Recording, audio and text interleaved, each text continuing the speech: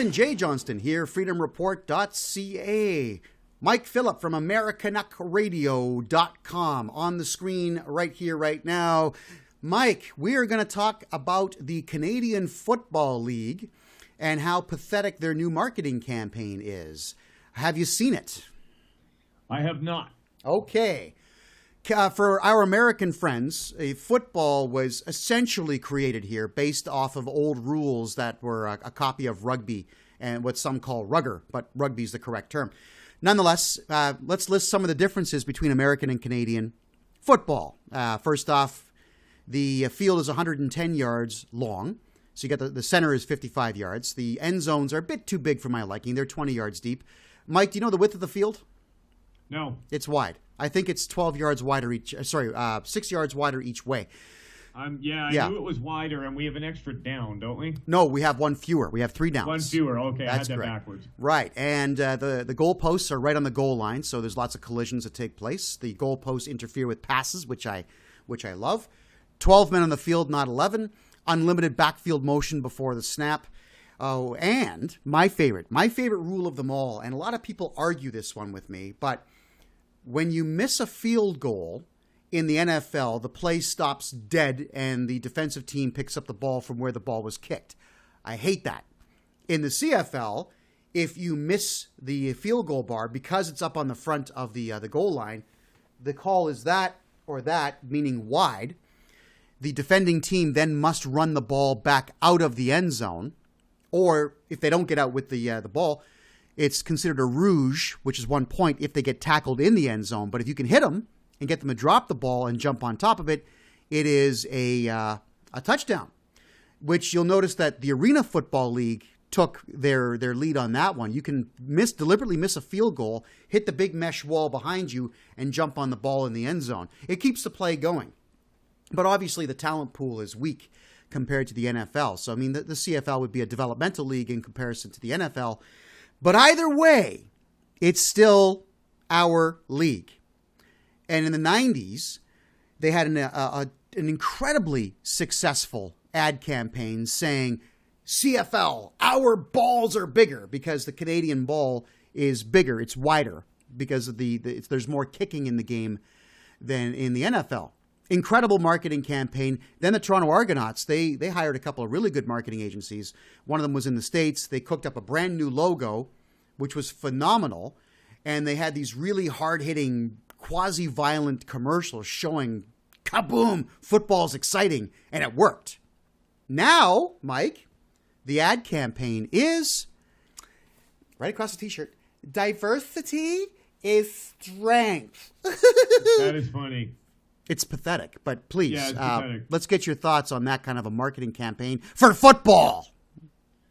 Well, I'll tell you what, when I was a kid, me and my friends would all get together at about 9 o'clock in the morning. We would meet at the field and divide into teams and beat the shit out of each other. We would all go home with torn clothes, covered in mud, grass stains, and injuries, and we loved it. And it was no touch, it was no flag, it was full-on tackle. And it was a good time. And that's what we did in the summertime. In the wintertime, we were playing hockey at 6 o'clock in the morning down at the lake. Well, let me ask you a question, though. When you guys were playing football and tackling, did race ever come up in your conversations, or did you guys just play football? We just played football, and there was black kids, white kids, Indian kids. It didn't matter. Nobody gave a shit about race. That's exactly what I'm talking about. Yeah. So what the CFL has done now is they've taken away from the message of we sell football cheaper than the NFL. And on top of that, we've got some pretty cool stadiums you can get in for $15. That's what we sell. To racism, like, there's like people in the country that are different colors than you, and like we're all diverse and it makes us stronger. And, by the way, could you maybe possibly consider one day thinking about buying a ticket to football? That's what it sounds like. Right. Well, I mean, we've seen this trend, especially in the NFL, and it has nothing to do with the fans, okay? First of all, it has nothing to do with the fans. It's just like when they wanted to ban fighting in the NHL, and Don Cherry came out guns a-blazing, and God bless 'em. said, it's you guys in the boardrooms and all you bunch of Nancys that want to put a stop to it, but the guys that are paying 60, 80, $100 a ticket, they want to see the fights. And it's not about you, it's about them. Well, if you're talking $100 a ticket, it hasn't been that cheap in Toronto for a hockey game for a very long time. Yeah, it's expensive. Yeah, it's not a poor man's sport, that's for sure, to take in. I mean, season ticket holders, actually, from what I've seen, most of the people going to hockey games, it's because their company buys season tickets and they get seats, and there's a lot of that. Yes, and in Toronto, this is the worst part about being a Toronto Maple Leafs fan. It was 5 years ago. It was the last Leaf game I went to, and it's probably the last one I'll ever go to. But I'm in the platinum seats, which are the first section closest to the ice. It was a corporate gift by a client, right behind the net. I think we're 9 rows from the actual glass itself. Not a good view, I might add. I'm going to tell you the truth. It's not a good view. But I'm cheering, and this guy turns to me. He says, "Hey, guys, could you be quiet, man? I'm on the phone." Are you for real? I just wanted to give him knuckles in the back of the head. Well, first of all, Kevin, though, I'd like to point out that that's hardly the worst thing about being a Toronto Maple Leafs fan. Hey, listen, I live in Toronto. I'm done with those clowns forever. But I will say this. There is a reason why I'm done with them, is that I knew back when they were playing Los Angeles in the early 90s. I forget which year it was. But Wayne Gretzky, screw him. He stole the Stanley Cup from Toronto with the high stick in Doug Gilmour's face. He stole it from us. So I despise Wayne Gretzky from here on in forever and ever. Amen. Anyway, that was the Leafs' last chance to win the cup, ever. I liked the Toronto, like the Ty Domi, Wendell Clark, Dougie Gilmour. Those were cool years. Yes, yeah, they were. Definitely. But Wayne Gretzky took all that away. Anyway, let's get back to the CFL's pathetic marketing campaign. Well, political correctness in sports, that's been a big thing for a little while now. You've got your Colin Kaepernick. You've got people claiming that the Cleveland Indians or the Washington Redskins or the Edmonton Eskimos, that's cultural appropriation, and therefore it is a sin against the religion of political correctness. And I mean, look at ESPN. Recently, you had one of their female commentators comparing a fantasy football draft to a slave auction. All of a sudden, that's what it's about. What? A few years back, Rush Limbaugh was going to buy the Kansas City Chiefs, and a bunch of the players said, "I'm not his slave. I won't play for him. I'm not his slave." Tell me when a slave has gotten $1 million a year to throw around a goofy ball. Yeah, when does a slave get a paycheck? Exactly. Yeah. So I mean. Oh, and never mind that. Hey, they're making are erroneous. How many slaves do you know that got their laundry done for them? Assholes. Their jockstrap washed and yeah. No, these players are so pampered. I mean, and let's be real. They're human beings. There's good ones and bad ones. You got your Michael Vicks, and then you've got guys like Theo Ratliff. There's good and bad people, right? Sure. And hey, listen, I was always a Doug Flutie fan. Always. Yeah. And when he was good. Warren Moon. Hey, listen, when Doug Flutie moved on to the NFL, I was actually quite happy for him, and I cheered like a son of a bitch when I saw him kick a 2-point drop goal. Whoa, that was cool. I think that was his last ever kick. Listen, college football in the United States is bigger than the CFL, okay? Of course it is. So is high school football. Yeah, my family is from the South Bend area, so I have got so much Notre Dame Fighting Irish crap that it's all over the house.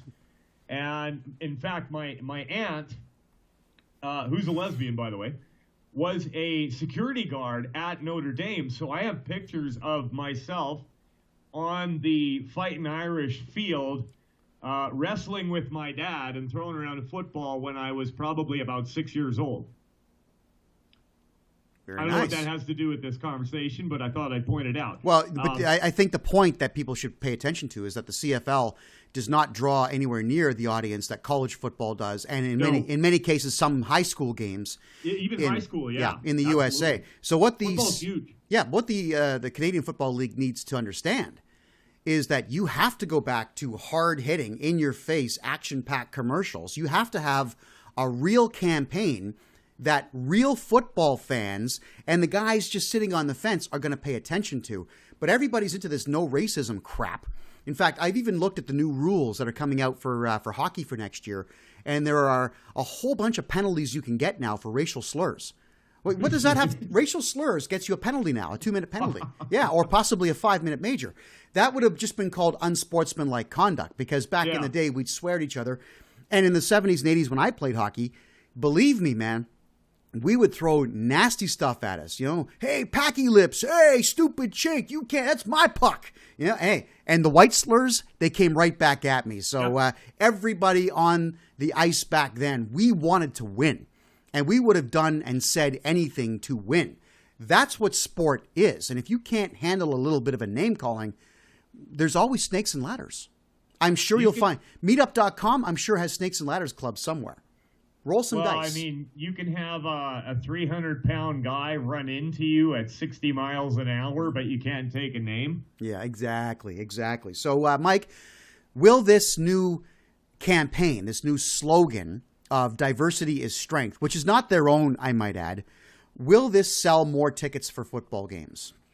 Well, I think that your diehards, I know several people that are diehard Edmonton Eskimo fans, they'll ignore it and just keep going anyways because all they care about is the football. I'm not a religious football watcher. I mean, I'm wearing a Dallas Cowboys jersey sitting here right now. I have an extensive collection of jerseys, by the way. I've got a load of them because I like them.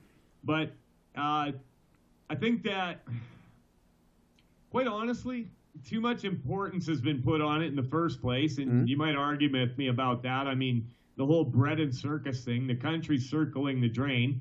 And if your biggest priority is if your team wins the cup this year, and your priorities are seriously misplaced, my friend. People people personalize it. Like if the Oilers win the Stanley Cup, I somehow am better than people in Calgary or Winnipeg. No, you're not. Your team just won. That's all.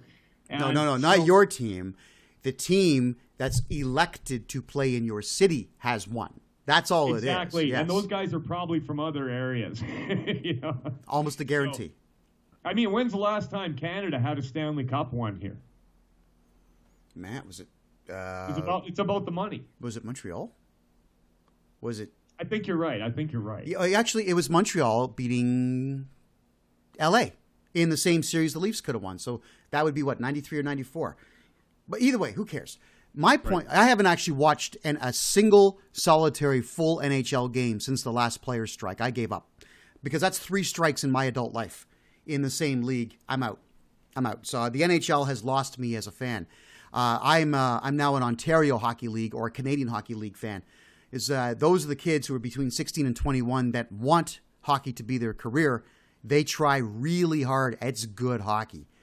And I'm lucky that Mississauga has a team, the Steelheads. I love it. It's great hockey. Well, I'll tell you what, we're a big hockey town here, Camrose, Alberta. We've had several NHLers. I live just down the road from Viking, where all the Sutter brothers come from. And when you drive into Viking, there's a big sign. They want you to know that that's the home of the Sutters, right? And so we had what was called the Viking Cup. And when I was a kid, I played for the Red Rooster Rockets. And we were all assigned a team from this international hockey tournament called the Viking Cup. And our local university team was called the Vikings. We had teams from Sweden, Czechoslovakia, Russia, USA, all over the world. And so we would actually billet these international players in our homes, and we would be assigned a team that we were to cheer for. And I remember clearly the one year it was Sweden. And actually my aunt and uncle one year billeted Anatoly Semenov before he made it to the NHL. He was staying with my aunt and uncle for the Viking Cup. So we have a big hockey tradition here. And I'm really sad to see this political correct shit infecting professional sports because it used to be cool. Sports used to be cool. I'll tell you, yeah, it used to be cool. when you've got the NFL, you have players taking a knee during the national anthem to protest things that are not actually happening. Yeah, And now we've got the Canadian Football League who very boldly said our balls are bigger, and we knew they were talking about testicular fortitude. Yeah. Now it's diversity, it's strength. That pisses me off, is what it does. Because I never cared what color the football players were that I was paying to watch, nor did I care what color the Toronto Argonauts fans were sitting beside me, behind me, or in front of me in the stands. We had a common goal, and that was to enjoy a professional football game. Race never came into it. Not until the last 5-6 years. Now race is part of everything. I'm tired of race being part of it. When the Oilers were in their dynasty in the Gretzky, Anderson, Messier years, we had the best damn goalie in the whole NHL, and that was Grant Fuhr. Yes, you did. And that guy, and I'll tell you what, I knew people actually that ran into him and did a couple of lines at a party. The guy it turned out that he was ripped on cocaine every single game, and that's how he made some of the saves that he did. He wasn't white, though. Grant Fuhr was not a white guy. He was partially white. He was an awesome goalie. Yeah. He actually is still around, Yes. involved in hockey. But you see, in the Spruce Grove area, and he's a great guy. He does a lot for kids in that area, no matter what color they are. I'd like to point out. Of course. Well, no, we don't. No, we don't care. We don't care at all. I was always a Grant Fuhr fan. I was jealous that the Leafs couldn't pick him up. I didn't care what color he was. He's a great hockey player. Phenomenal goaltender. Yeah, that's just it. No one cares. And not only that, but I mean, if you look at blacks in the NFL, most blacks genetically and as a race are larger people and faster and stronger. They are. Oh, the science is clear that the black male's body, that's the right way to word that, has more muscle tone in it than by default than the white counterpart. That's just the way it works. That's science. Can't be beaten. Right. So if you want to have a winning team, then you are going to scout people out. I mean, I guess you could call that racial profiling, but here's the other thing too. I listened to a social worker in the United States talking about what a tragedy it is that you have about several million single parents thinking that their child is going to get in the NFL and make them rich, and they make that the kid's whole point in life and never have them settle down on academics like math, science, becoming a plumber or an electrician or something like that. No. They tell them, you are going to be a football star. And about... or, hey, how about an astrophysicist? 99% of them don't make it. No, you're right. They don't make it. And they have nothing to fall back on. What I've always been doing is I've been pointing out that as a black man, as anyone who wants to raise a child and give them the best opportunity possible, have a look at Neil deGrasse Tyson. The man is brilliant beyond reproach, and he's made a living on intelligence. He's made a living on science, and we all need to begin aspiring to that again. We need more mathematicians in the world. We need more engineers. We need more scientists. You can do it. If you ignore football, you're not getting in. It's just the way that it works. Play football. Enjoy yourself. I play hockey and lacrosse. I never had a shot at being a pro. It was never part of anything other than my entertainment and my fitness. Education was key for me. I read a lot of books, and I'd like to encourage every kid out there. Ignore these diversity is our strength crap. It's not. Diversity is not strength. A common goal is our strength. The common goal of a better educated society, that is our strength. And everybody can be a part of that if they choose to be.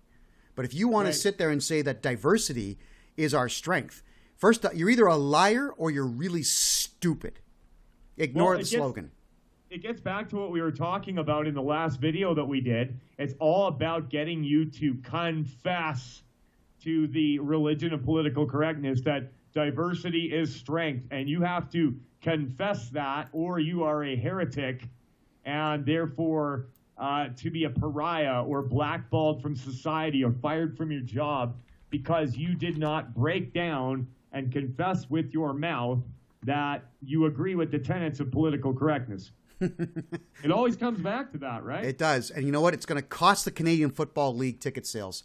It is, because diversity is strength. It means nothing. It's an empty slogan, kind of like good luck. It means nothing. Yeah.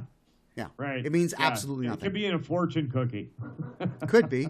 It could be in your horoscope.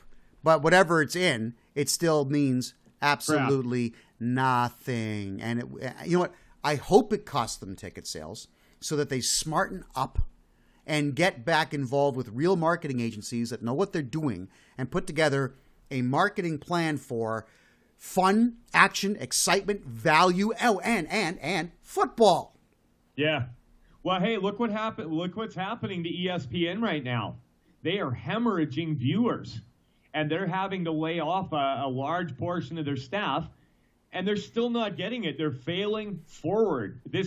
This political correct shit is death to anything it touches. You're right. I'm telling you right now. Yes, because you're not going to have a successful business if that's going to be your tenet. Maybe you'll get a lot of weirdos that are on welfare buying your stuff if they can afford it. But people with actual jobs, i.e. conservatives, and people with half a brain, they're going to avoid you when they see that. Just like my friend Kevin here talking about avoiding the CFL now. He would have never talked that way or thought that way had you not jumped the shark. I mean, if Tom Cruise and a shark were sitting on a couch, you jumped it, okay? It's like you went full retard. Never go full retard. Never go full retard. I learned that from a white black guy in a movie. Listen, Mike, that I'm running for mayor in the year 2018 during the Ontario provincial elections. I'm going to move to Mississauga so I should. can vote for you. You should. I'm going to be explaining for the entire campaign that political correctness has been the death of Mississauga. And if it's going to be the death of a city of 1 million people, it most certainly will be the death of a professional football league that has fewer than 10 teams in it. Yeah. That's absolutely. Yeah. Mike, well, I mean, closing statements. Mike, we're out of time here. Okay, closing statements. The Ottawa Red Blacks, that's racist, first of all. So is Eskimos, right? So is Rough Riders, never mind. Yeah, well, and that's another thing I wanted to point out. For years, out of 10 teams, we had 2 with the name Rough Riders. What the hell is with that? Like, that was so weird, and Americans made fun of us all the time for it. I know I did. Well, The Simpsons made fun of the Rouge, but that's another story. Either way, Mike, any final thoughts on this stupid ad campaign of the CFL? If you work for the CFL and you're listening to this YouTube video right now, don't do it. Couldn't have said it better myself. Those are my final thoughts. Couldn't have said it better myself. All right. As a former CFL fan, I will be a fan again when you get rid of the stupidity in your new slogan and go back to selling football to the masses and not doo-doo. Amen, brother. Amen. That is Mike Phillip from Americanuckradio.com, and I am Kevin J. Johnston, freedomreport.ca.